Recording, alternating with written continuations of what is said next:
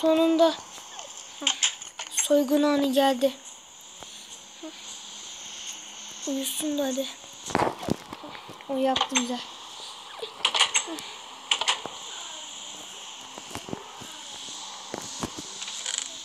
Oo, vay canına.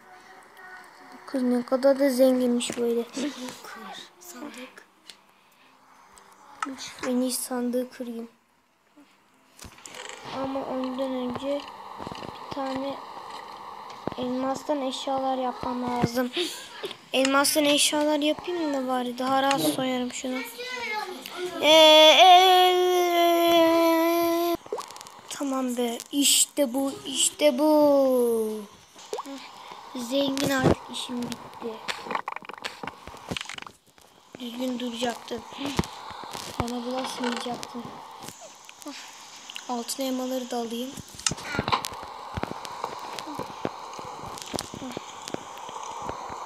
Oo, dışarıda iskelet var. Neyse onu öldürerek gideyim. Artık mükemmelim. Yenilmez.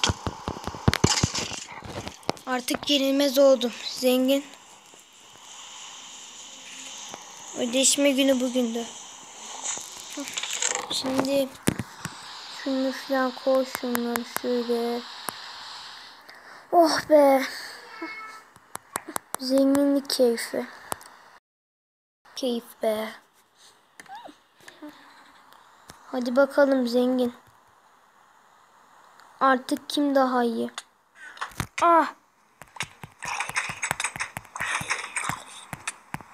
Ay, elime zombi girdi. Bu da ne böyle?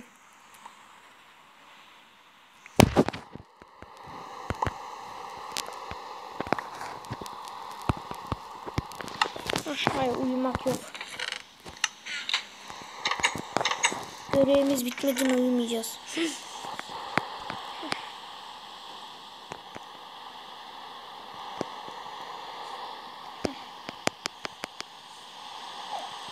Ay. Aslında uykum da gelmiş. Bu kadar. Strese alışık değilim. Hay.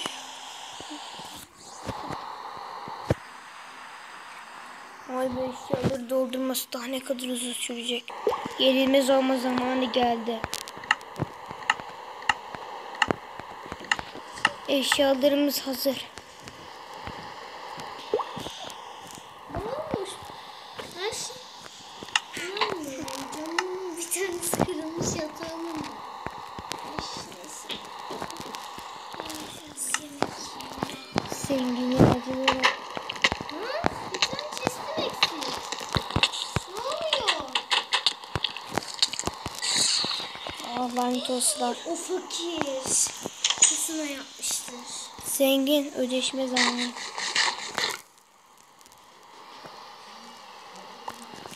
Zengin artık ödeşme zamanı geldi. Gizli soygun zamanı. Eşyaları buraya atayım mı? Aa, ne olmuş?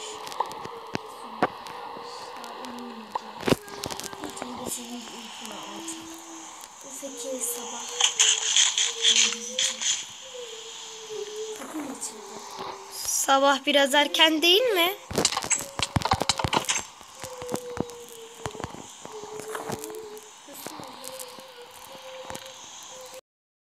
Çok erken zengin abla. Ölmeyi akşam yapsak. Öğlen sen olsan artık. Hayatın burada bitti, uğraşma. Oha.